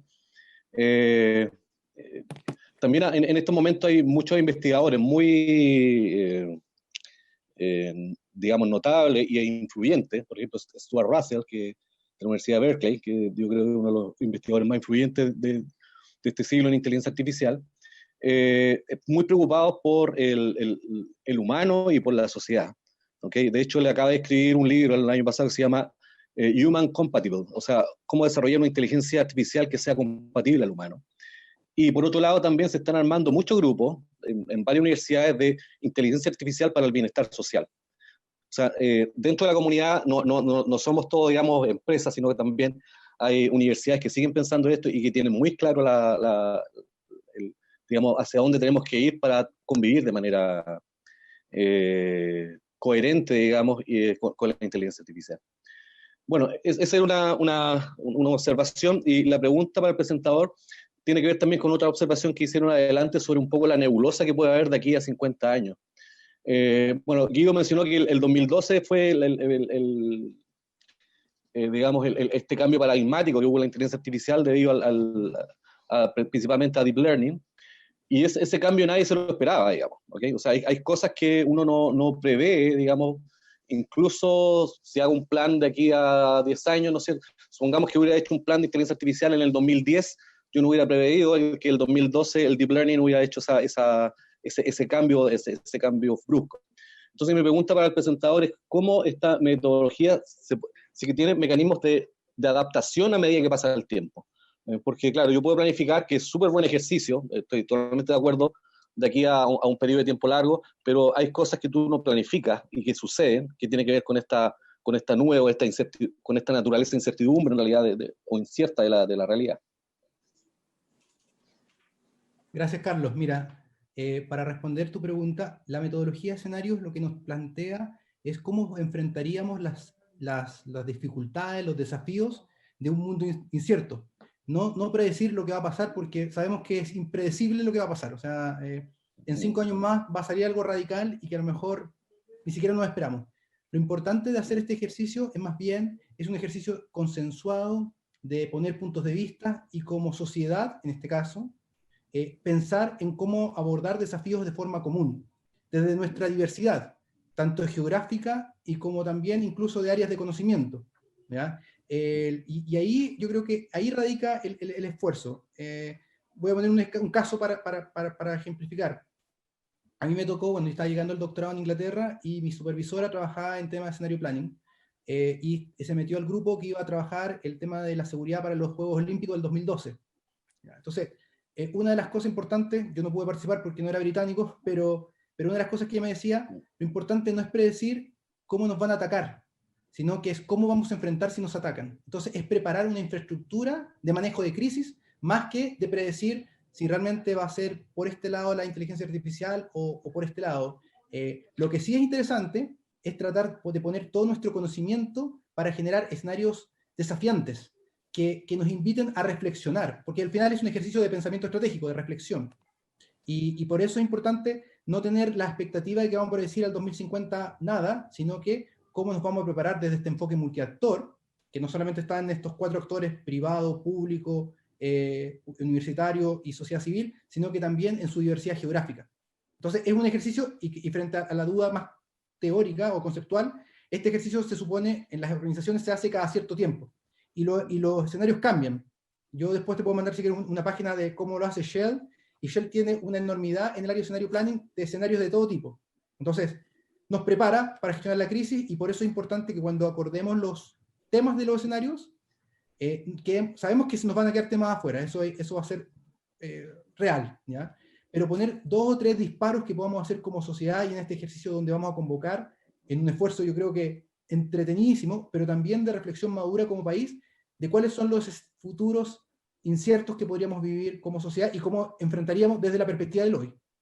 Eso es como, Carlos, para Muchas gracias. Oye, un comentario de eso. Yo sí creo que uno puede tener algunos antecedentes y es muy importante el mundo académico que está en la frontera. Yo por lo menos, como inquietud personal, trato de mirar la frontera de qué manera. Por ejemplo, tratando de visualizar los últimos avances que hay en ciencia básica, que aparecen publicados en las principales revistas Science, Scientific American o Nature o un sinnúmero de revistas. Yo creo que cuando aparece una innovación de frontera, uno puede anticipar que eso se va a industrializar. O sea, todos los avances que están ocurriendo en neurociencia, que están haciendo hoy día, por ejemplo, uno puede anticipar que Neuralink, que está industrializando la inteligencia artificial para hacer dispositivos de interfase cerebro-cerebro, tiene un precedente. Cuando yo sé que IBM y Google desarrollaron ya las primeras experiencias de computación cuántica que aparecen publicadas hace una semana atrás en la revista Science, yo sé que tengo que prever que va a venir un salto en capacidad de memoria que va a ser totalmente disruptivo. Uno ya puede empezar a tener un elemento de curiosidad. O, por ejemplo, acaba de aparecer una publicación sobre que en algunos años más se van a poder hacer los primeros procesos de fusión en Estados Unidos, o cuando aparecen las primeras experiencias de CRISPR-Cas9 y las modificaciones que se están haciendo, uno sabe que ya se va a poder modificar el hardware de los seres humanos, no solamente el software. O sea, yo creo que sí la ciencia puede entregar elementos que se pueden extrapolar para procesos que van a devenir a futuro. Entonces, yo creo que es muy importante tener una cierta capacidad que yo llamo logía del futuro, que son justamente estos temas de frontera. Si yo sé que se desarrolla en un laboratorio la primera célula fotovoltaica 50% eficiente, hoy día son 20% eficientes, viene una revolución en materia de las renovables. Entonces, yo creo que sí, las universidades nos tienen que proveer de esos elementos que yo llamo la vigilancia de la frontera del futuro, que es más bien ciencia básica, antes que esa ciencia básica sea industrializada, sea comercializada, porque nos permite ganar tiempo y anticipar o tener alguna intuición de por dónde van a caminar las cosas. Tiene la palabra, yo tengo Alfaro, no tengo el nombre. ¿Es Alfaro? ¿UCN? Sí, seguramente. Encantado. Gracias, senador, autoridades. Bueno, agradecer, digamos, en nombre de don Jorge Tavilo, nuestro rector de la Católica del Norte, digamos, esta convocatoria y, por cierto, nuestro mayor interés por participar, digamos, de estos desafíos. Y desde el norte de Chile creo que es muy importante también seguir defendiendo, digamos, ¿no es cierto?, la territorialidad de los ecosistemas, ¿no es cierto?, y la diversidad, digamos, ¿no es cierto?, que tenemos en cada uno de nuestros territorios para poder aportar con conocimiento como las lagunas altoandinas, también todo lo que significa la vulnerabilidad que frente al clima hemos venido, digamos, ¿no es cierto?, presenciando, digamos, con las catástrofes en zonas donde no llovía y hoy día llueve, ¿no es cierto?, y por cierto, allí vamos a tener, digamos, también grandes desafíos, pero no hay que olvidar que también creo que en esta marcha al 2050 tenemos que evaluar qué pasa con el 2030.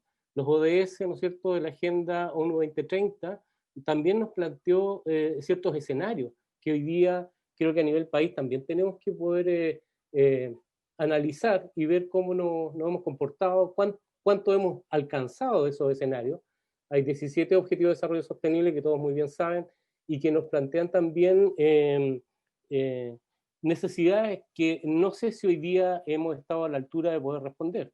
Yo soy arquitecto y a mí me preocupa ciertamente todo lo que tiene que ver, digamos, con la habitabilidad, asegurar, ¿no es cierto?, el techo para las personas, ¿no es cierto? Al 2050 la población que vamos a tener, digamos, viviendo en ciudades va a ser, digamos, como decía el senador, va a ser impresionante, y los desafíos hoy día, este problema que tenemos con la pandemia, tiene que ver con un tema espacial también, en cómo somos capaces, ¿no es cierto?, de generar ambientes seguros, habitables, ¿no es cierto?, y que nos permitan una convivencia, ¿no es cierto?, que no logre, digamos, estas propagaciones que finalmente nos tienen como nos tienen.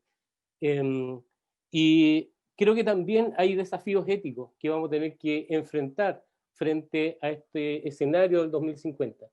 Y no solamente, digamos, pensar en qué va a pasar con la educación, sino qué va a pasar con la democracia también. Allí también creo que valdría la pena, digamos, una pregunta respecto de cómo vamos a vernos representados, digamos, al 2050, si realmente hoy día la legitimidad, digamos, que supuestamente la ciudadanía deposita, digamos, en los que toman decisiones, digamos, es algo que deba volverse a reflexionar. Eso solamente, senador, no quiero tampoco, digamos, consumir el tiempo, pero me parece una iniciativa tremendamente potente y, por cierto, cuenten con todo nuestro apoyo, digamos, desde el norte de Chile. Muchas gracias. Muchas gracias. No veo más palabras, no sé si hay alguien que quiere intervenir. Sí, yo quisiera intervenir, por favor. Álvaro Rastucia. Álvaro. Sí, yo soy el vicerrector de investigación de la Universidad de Antofagasta. En primer lugar, felicitar por la proposición al senador Girardi y a Juan Pablo. Cuando mencionaban gestionar la incertidumbre, y con motivo de los comentarios que hizo justamente el senador Girardi sobre los avances cuánticos, recordemos que una de las teorías fundamentales que describe la naturaleza es la mecánica cuántica, y en la mecánica cuántica hay un principio de incertidumbre. O sea, de hecho, en la evolución de los sistemas a nivel cuántico, a escalas cuánticas, a escalas de energías cuánticas, hay una incertidumbre que es el famoso principio de Heisenberg.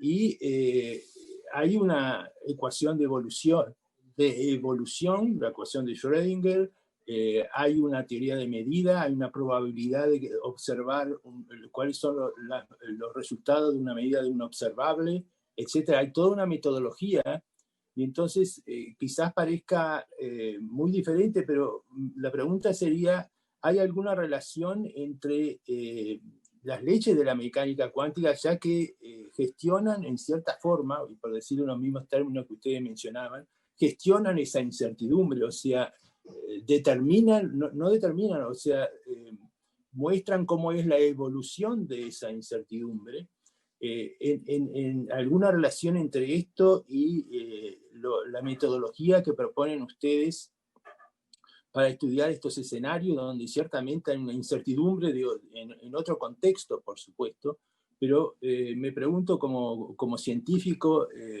bueno, ¿habrá alguna relación entre ambos o se ha pensado en esta metodología y se ha comparado con el problema de la mecánica cuántica?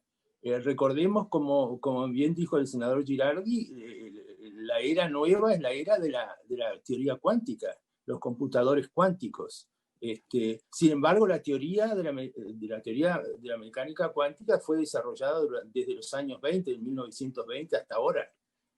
Por supuesto, la tecnología es lo que se ha incrementado en forma exponencial, pero las teorías científicas de la mecánica cuántica, las fuerzas fundamentales que existen en la naturaleza son las que se han experimentado y predicho desde hace tiempo, y siguen siendo las actuales. O sea, con respecto a esto también es bueno recordar históricamente, y con respecto a estos claims de que la inteligencia artificial va a sustituir al humano, recordemos que históricamente siempre hubieron estos pensamientos de que ya se conocía toda la naturaleza, se podía describir completamente toda la naturaleza. En 1905 se pensaba que la teoría de Newton, de la mecánica clásica y el electromagnetismo gobernaban toda la naturaleza, y sin embargo vinieron los desarrollos de la relatividad especial y más adelante la mecánica cuántica, a partir también del famoso paper de Einstein sobre el efecto fotoeléctrico. De modo que la descripción natural de la naturaleza a cierta escala de energía es mediante la mecánica cuántica, que contiene un principio de incertidumbre. Ese claim de que todo se conoce todo o que se va a sustituir a la inteligencia humana por la inteligencia artificial, me luce como uno de estos claims famosos. También lo subieron más recientemente, en 1975, la famosa supersimetría, en la cual en particular trabajé bastante. Se pensaba que la supersimetría iba a generar la teoría de superstrings, que era la teoría del todo. Siempre falta algo e intrínsecamente es debido a que siempre hay una incertidumbre en la naturaleza, en la descripción de la naturaleza. De modo que asegurar algo tan fuerte como decir que la inteligencia artificial va a sustituir la inteligencia humana me parece demasiado exagerado, digamos, y uno tendría que tener un poquitito más de cuidado en hacer ese tipo de aseveración, porque me parece muy parecido a lo que dijeron los grandes científicos en su momento y se equivocaron. De modo que la pregunta sería para Juan Pablo, volviendo al tema, si hay alguna, piensas tú como experto, si hay alguna identificación o alguna similitud en esta metodología que ustedes proponen con el desarrollo o con la teoría de la mecánica cuántica, con el principio de Heisenberg y la evolución de sistemas cuánticos. Bueno, gracias Álvaro. A ver, la metodología lo que trata es de preparar a personas a que toman decisiones frente a un escenario incierto. Los escenarios que después se construyen en la medida de un consenso pueden ir tomando ribetes desde un entendimiento de cómo podría evolucionar, por ejemplo, la mecánica cuántica, o sea, la evolución podría ramificarse en muchas formas, pero lo más importante de la historia que va a haber en el escenario de la narrativa es que nos invite, después el grupo que es multiactor, invite a reflexionar sobre, bueno, ok, si sucede eso, independiente si uno está de acuerdo o no, pero si sucede, ¿cómo nos vamos a enfrentar a esa realidad como país, desde cada punto de vista? Entonces, ese es como el enfoque que se está proponiendo acá. No tiene una visión específica sobre la evolución tecnológica desde un punto de vista A o B, sino que más bien es un ejercicio de poner a prueba nuestra capacidad para reflexionar sobre el futuro, dándonos desafíos, y después, por otro lado, cómo los tomadores de decisión responden a esa incertidumbre. Por si acaso, Álvaro. No es una visión específica sobre la inteligencia artificial, la mecánica cuántica, sino que es más bien un escenario que podría pasar y cómo nosotros lo enfrentamos o cómo lo podríamos enfrentar desde nuestro conocimiento del día de hoy, que esa es la restricción del ejercicio. De todas formas, yo veo... perdón, senador. No, Álvaro, yo creo que es interesante el planteamiento que tú haces, en el sentido de que tal vez lo que uno podría reflexionar es que si a lo mejor terminó un ciclo de la historia evolutiva del ser humano, que fue la evolución natural, y empieza una evolución tal vez más a escala tecnológica del ser humano, y tal vez reflexionar en relación a eso. Hay mucha discusión hoy día de lo que uno podría llamar los códigos escondidos de la naturaleza, que son las leyes del universo, que son la secuencia de Fibonacci, que son las series que están en las flores, que tú las encuentras en las galaxias, que las encuentras en la forma que tienen las conchas de los mariscos, etcétera, etcétera, que están marcando en cierta manera que tal vez nosotros hoy día no tenemos con nuestro cerebro la capacidad de comprender y entender del origen de la vida, del universo, y a lo mejor la inteligencia artificial nos va a ayudar a eso, a aumentar nuestras capacidades cognitivas. Entonces creo que es interesante poner eso en esa perspectiva. O, por ejemplo, la teoría de las cuerdas, de universos paralelos, de multiverso. Y, bueno, uno podría poner mucho más elementos e ingredientes. Nosotros trajimos a Jeffrey West al Congreso del Futuro, no sé si lo ubicas, que es este matemático que dice que las ciudades son sistemas vivos y que se comportan de la misma manera que la estructura biológica. Entonces, yo digo, esos son parte de los códigos escondidos de la naturaleza que tal vez no siempre los seres humanos entendemos, pero que están presentes y a lo mejor, ahora, si uno puede incorporar esas reflexiones a esto, me parece que sí, siempre, ¿no? Siempre pueden ser elementos. Hay una visión, por ejemplo, cuando ahora estamos trabajando sobre el tema antibiótico, resistencia antibiótica. Una de las preocupaciones para mí más importantes no es solo cómo la resistencia antibiótica nos puede llevar a una era preantibiótica desde el punto de vista de los seres humanos, donde tú te pinchabas con una rosa en la década de los 30 y te morías de septicemia por la resistencia antibiótica, sino que las bacterias son la base de la vida, y todos los seres vivos tienen más bacterias que células propias. Los seres humanos tenemos mucho más bacterias que células propias. En nuestro cuerpo solo el 1% de nuestros genes son humanos y el 99% son bacterianos. El 40% de nuestras moléculas son moléculas producidas por las bacterias que controlan nuestra vida, nuestros pensamientos, nuestras emociones, Entonces, hoy día hay nuevas teorías, nuevas fronteras, pero las plantas también, los insectos también. Y los antibióticos están cambiando la estructura de la vida. Uno podría decir la estructura de la vida biológica son las bacterias, de todos los seres vivos. Y además son las que mantienen la temperatura, mantienen el oxígeno, mantienen el CO2. Y nosotros estamos alterando profundamente, por ejemplo, con los antibióticos, no solo los seres humanos, sino que estamos alterando, si uno pudiera decir, el radier de la vida.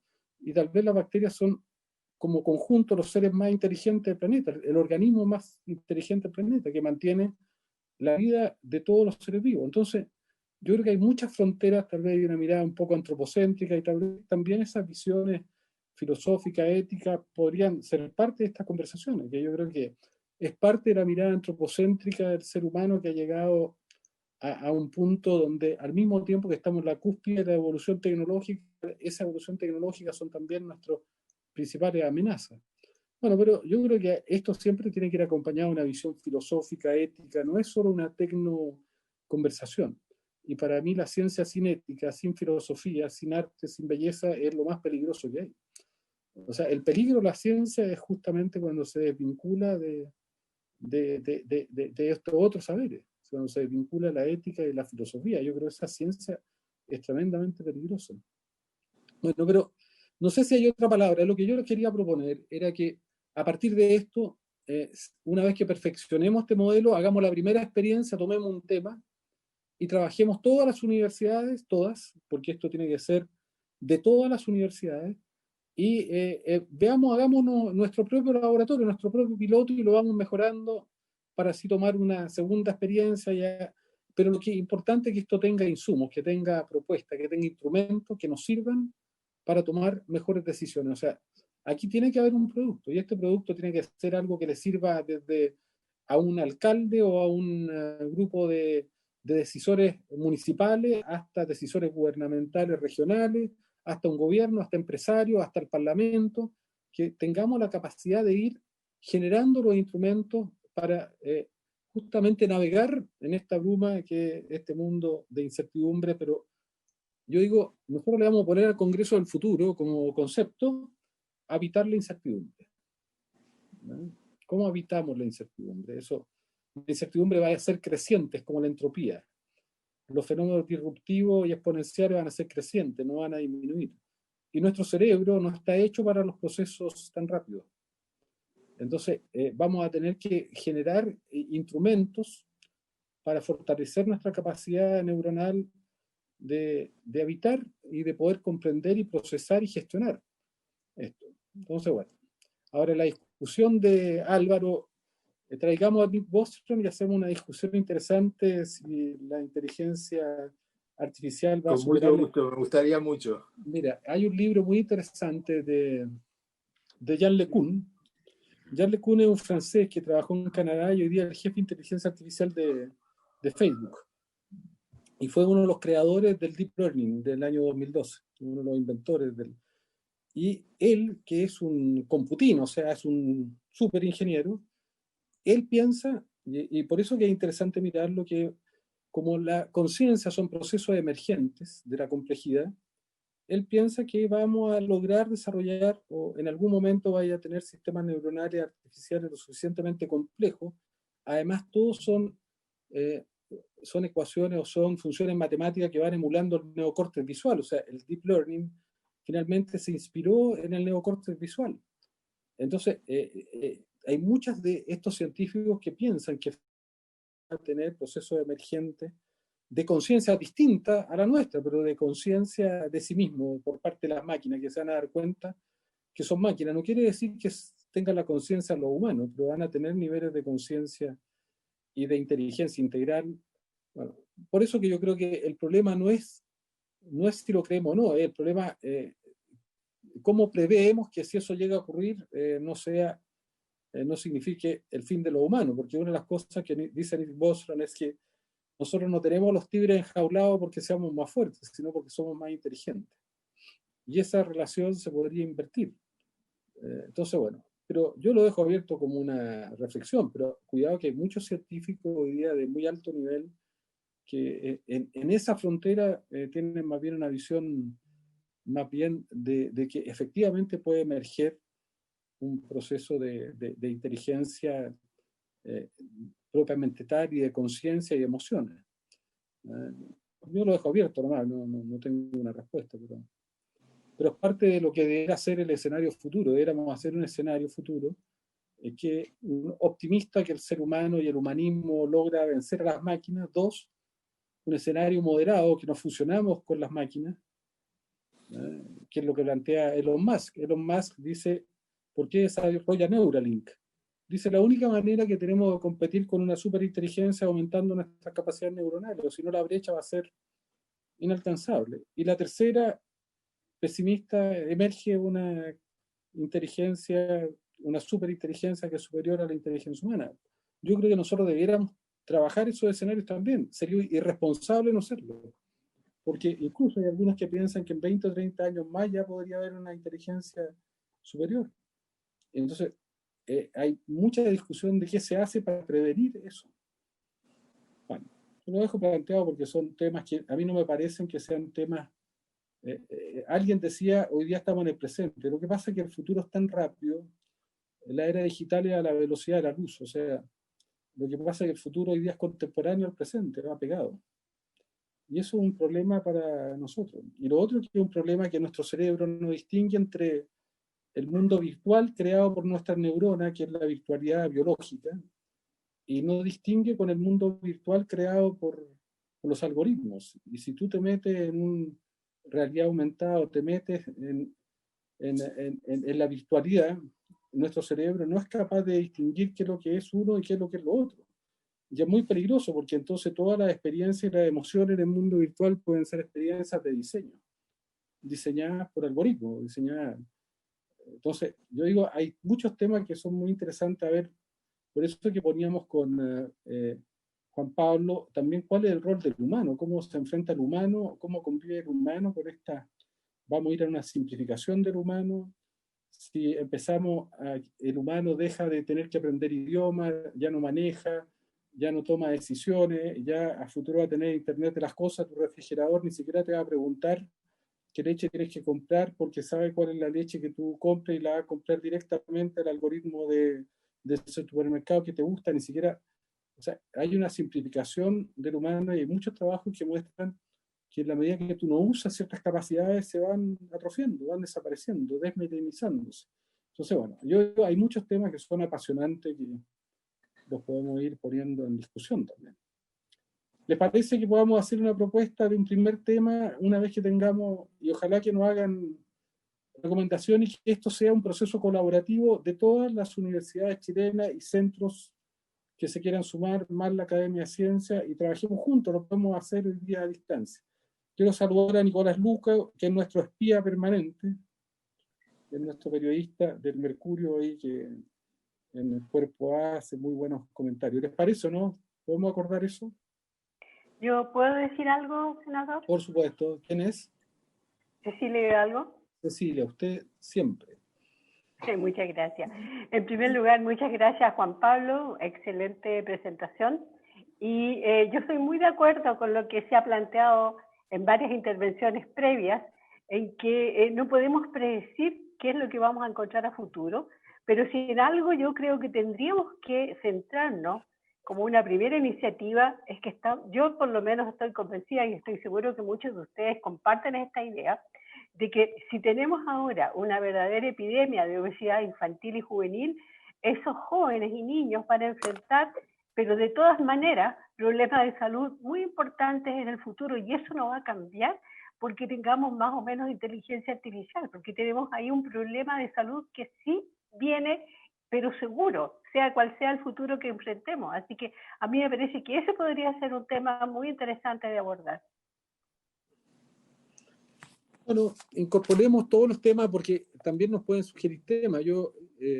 Cecilia, justamente a mí me ha tocado recorrer el mundo porque yo soy el autor de esta ley de etiquetado de sellos negros que se hizo en México, se hizo en Perú, se hizo en Uruguay, se está haciendo en Canadá, en Israel, en Tailandia.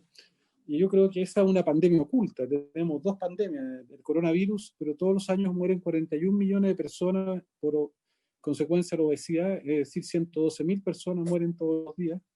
Y es una epidemia silenciosa porque tiene que ver con un modelo de consumo, de desarrollo. Y mueren 40.000 personas jóvenes todos los días por infarto, accidente vascular, cáncer, hipertensión y diabetes que no debieran morir, que son evitables. Pero eso es parte de una visión de un modelo capitalista que transformó los alimentos en estatus, en marca, donde la gente no come comida. Y hoy día la inteligencia artificial sí es incidente, porque a los niños los van a neuroprogramar. Nosotros hoy día restringimos la publicidad en la televisión, prohibimos los stickers, los juegos, los adhesivos, pero ¿cómo se controla la publicidad cuando ya, yo no sé, es una publicidad personalizada? Los niños la ven a través de su aparato telefónico, ¿te das cuenta? Entonces la personalización no se evade, nos pasa por el lado, nos cortocircuitea a los padres, a las madres, a la fiscalización, al control, y ya con la neuroprogramación es mucho más complejo. Entonces, y además tenemos que la era digital hace que los niños no se muevan. Entonces tenemos un desafío. Ahora, de las cosas interesantes que han aparecido en materia de obesidad, es que la obesidad es epigenética, o sea, puede modificar los genes y se puede traspasar a las generaciones futuras. O sea, no es solo un problema de un niño o una niña que va a tener un riesgo de hacer cáncer, de hacer infarto, sino que toda su descendencia a futuro tiene un mayor riesgo producto de que la obesidad estaría condicionando procesos de metilación, y la metilación estaría generando procesos epigenéticos que harían que sería un elemento que se diría como condición a las generaciones futuras. Ahora, a mí me parece apasionante el tema de todas maneras. Ahora, la ley de etiquetado nació justamente por la alianza entre la Academia de Ciencias, Ricardo Huawei y el Parlamento, con nosotros. Solo por esa razón logramos avanzar, porque hubo una alianza y fue de las primeras experiencias asociativas estrechas de ciencia y de actividad parlamentaria. Bueno, no sé, comentarios últimos y cerramos porque mi secretario está nervioso, dice que se terminó. Bueno, le agradezco mucho. Ha sido muy interesante, Juan Pablo. Si Juan Pablo, tú recibes tú puedes recibir las opiniones o nos envían las opiniones a la comisión. Julio, ¿qué correo estamos usando? Estamos usando el institucional, pero le vamos a enviar a todos, no se preocupen, le vamos a enviar, vamos coordinando con Juan Pablo y vamos a hacer le vamos a enviar el correo a Juan Pablo a través del correo de la comisión y vamos a efectuar la coordinación a través del correo electrónico con todos. Ya, oye, y muchas gracias, Julio, a la Biblioteca del Congreso, a todos los que han participado, a la Comisión del Futuro, a nuestros senadores y senadoras, a la Cecilia, a Nicolás. Así que seguimos cuando ya tengamos la próxima y los invitamos a hacer la primera experiencia concreta. Chao. Muchas gracias.